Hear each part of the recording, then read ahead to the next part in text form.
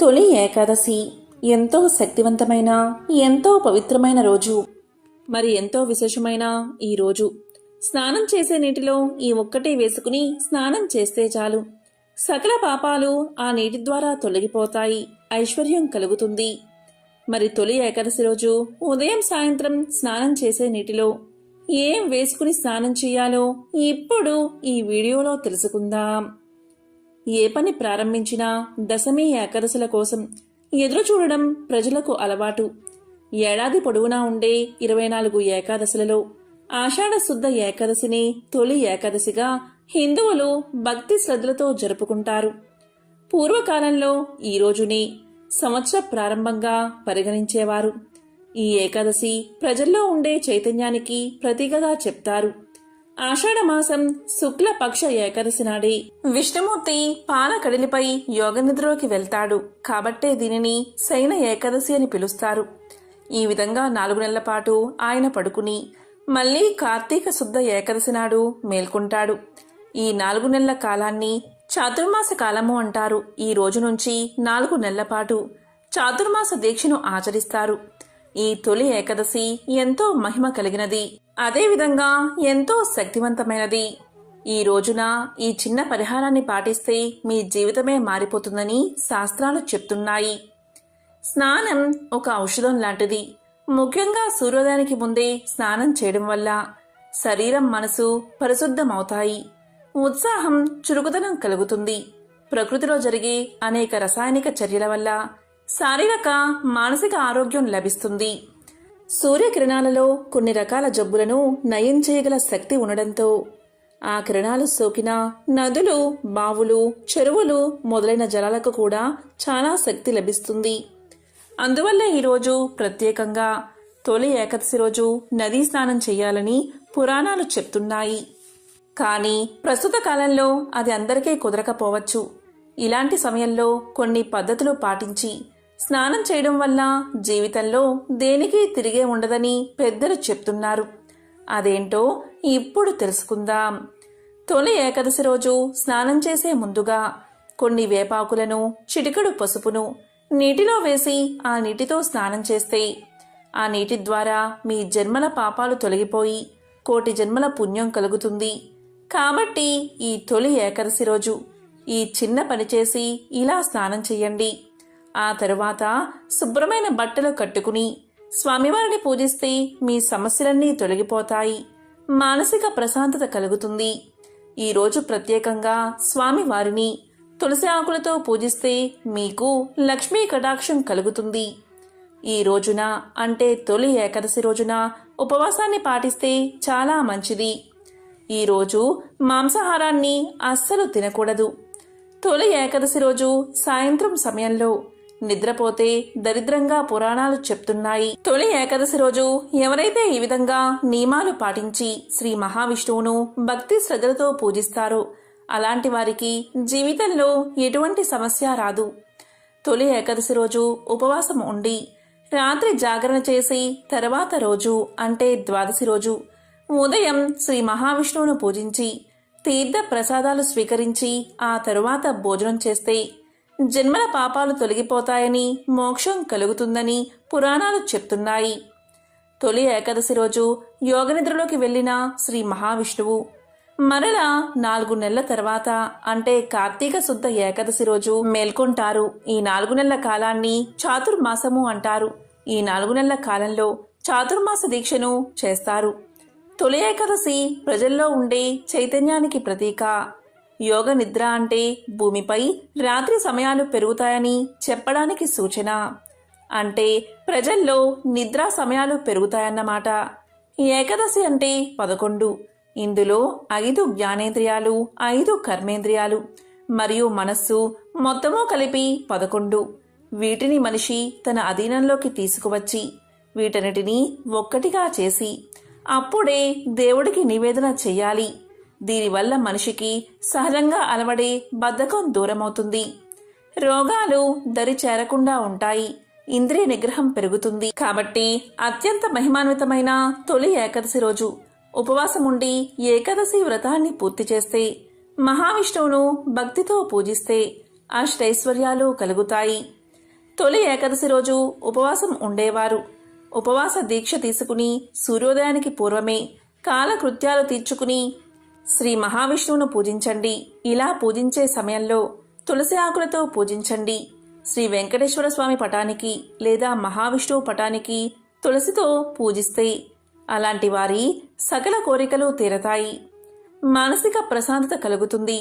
అదేవిధంగా ఈరోజు దీపారాధన సమయంలో దీపపు ప్రమిదల కింద రావ్యాకు ఉంచి దీపారాధన చేస్తే లక్ష్మీనారాయణల అనుగ్రహం త్వరగా కలుగుతుంది. ఈరోజు పొరపాటున కూడా అసత్యం ఆడకూడదు, భార్యాభర్తలు కలవకూడదు, చెడు ఆలోచనలు చేయకూడదు, మంచంపై కూర్చోకూడదు, వండిన ఆహార పదార్థాలు అస్సలు తినకూడదు. శ్రీ మహావిష్ణువును భక్తితో ఆరాధించాలి. దైవనామ స్మరణ మనసులో స్వామినామాన్ని జపిస్తూ ఉపవాసం ఉండాలి. ఉపవాసం సమయంలో పచ్చిపాలు, పళ్ళు మితంగా తీసుకోవచ్చు. ఈరోజు ఇలా చేస్తే జన్మల పాపాలు తొలగి కోటి జన్మల పుణ్యం వస్తుంది. అదేవిధంగా మీరు కోరుకున్న కోరికలు త్వరగా నెరవేరతాయి. సతీ సక్కుబాయి ఈ తొలి ఏకాదశి వ్రతాన్ని ఆచరించి మోక్షాన్ని పొందింది. తొలి ఏకాదశి వ్రత మహత్యాన్ని తెలిపే ఒక వ్రత కథ కూడా ఉంది. సూర్యవంశంలో ప్రఖ్యాత రాజు మాంధాత. అతను ధర్మం తప్పడు, సత్యాన్నే మాట్లాడతాడు. అతని రాజ్యంలో ఒకసారి తీవ్ర కరువు వచ్చింది. దాంతో ప్రజలు తినడానికి తిండి లేక, కట్టుకోవడానికి బట్టలేక తీవ్ర కష్టాలు అనుభవిస్తూ ఉంటే మాంధాత అంగీరసుడి సలహా ప్రకారం తొలి ఏకాదశి రోజు భక్తితో ఏకాదశి వ్రతాన్ని పూర్తి చేశాడు. దాంతో వర్షాలు బాగా కురిసి ప్రజల కష్టాలు తీరి, కరువు తీరి పంటలు బాగా పండి సుఖంగా జీవించారని పురాణాలు చెప్తున్నాయి. తొలి ఏకాదశి రోజు ఎవరైతే అష్టాక్షరి మంత్రాన్ని అంటే ఓం నమో నారాయణాయ, ఓం నమో నారాయణాయ అనే మంత్రాన్ని 108 సార్లు జపిస్తారో, భక్తితో జపిస్తారు, వారు అనుకున్న కోరికలు వెంటనే నెరవేరతాయి. జన్మల నుంచి వెంటాడి వస్తున్న పాపాలు తొలగిపోతాయి. ఈ మంత్రాన్ని 108 సార్లు జపించిన వారికి పుణ్యలోకాలు కలుగుతాయి. తొలి ఏకాదశి రోజు ఎవరైతే గోవును పూజిస్తారో అటువంటి వారికి ముక్కోటి దేవతలను పూజించిన ఫలితం దక్కుతుంది. ఎందుకంటే గోమాత సకల దేవతా స్వరూపం. గోమాతను పూజిస్తే అన్ని తీర్థాల్లో పుణ్యస్నానం చేసినంత పుణ్యం కలుగుతుంది. కోటి జన్మల పుణ్యం లభిస్తుంది. సకల పాపాలు తొలగిపోతాయి. ఈ నెలలో ప్రకృతిలో, పర్యావరణంలో మార్పులు వస్తాయి. దీనివల్ల మన శరీరానికి జడత్వం వచ్చి అనేక రోగాలు చుట్టుముడతాయి.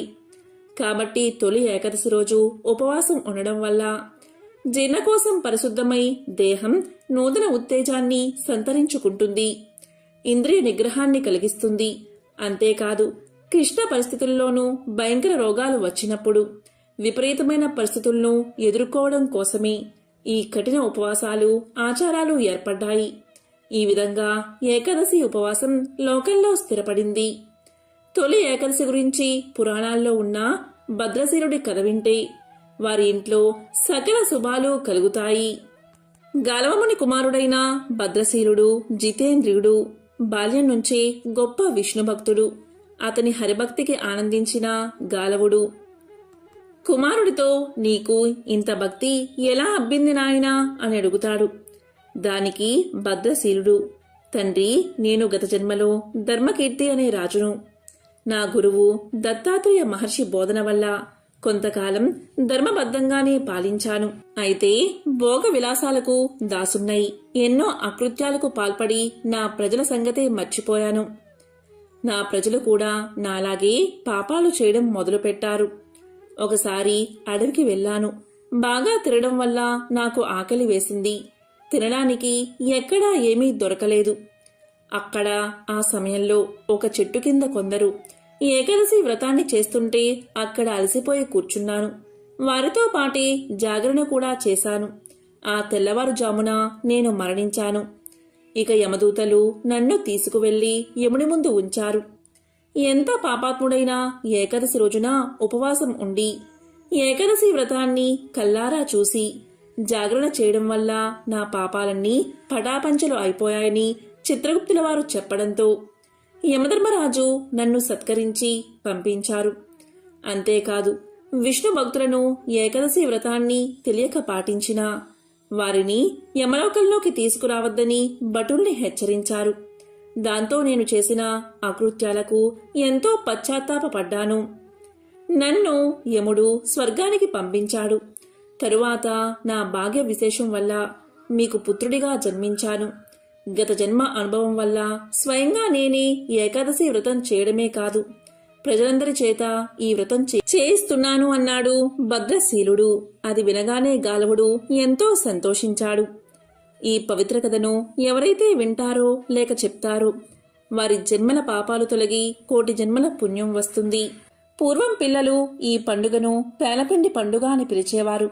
ఈ పండుగకు వారం రోజుల ముందు నుంచే పేలపిండిని తయారు చేసుకుని తేనెలో కలుపుకుని ఇష్టంగా తినేవారు. అంతేకాదు తొలి ఏకాదశి రోజు దేవాలయాలలో పేలపిండిని ప్రసాదంగా పెడతారు.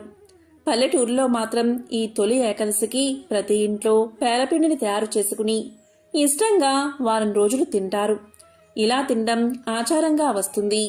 ఆరోగ్యపరంగా కూడా ఈ పేలపిండి చాలా మంచిది. వర్షాలతో ఆరంభమయ్యే కాలం కాబట్టి మన శరీరానికి పేలపిండి వ్యాధి నిరోధక శక్తిని పెంచుతుంది. అనేక వ్యాధులు దరిచేరకుండా కాపాడుతుంది. అందుకే మన పెద్దలు తొలి ఏకాదశి రోజు పేలపిండిని తినాలి అనే ఆచారాన్ని పెట్టారు. ఈ రోజు పేలపిండిని తింటే మనిషి దేహం వజ్రంగా మారి సంవత్సరం వరకు ఎటువంటి వ్యాధులు రాకుండా కాపాడుతుంది. కాబట్టి అత్యంత పవిత్రమైన తొలి ఏకాదశి రోజు ప్రతి ఒక్కరూ కూడా ఉపవాస దీక్షను స్వీకరించి శ్రీ మహావిష్ణువును పూజిస్తే ఆ లక్ష్మీనారాయణల అనుగ్రహాన్ని పొందుతారు. అష్టైశ్వర్యాలను భోగ భాగ్యాలను పొందుతారు. ఈ రోజు ఎవరైతే ఈ కథను వింటారో లేక చదువుతారో వారికి సకల శుభాలు కలుగుతాయి.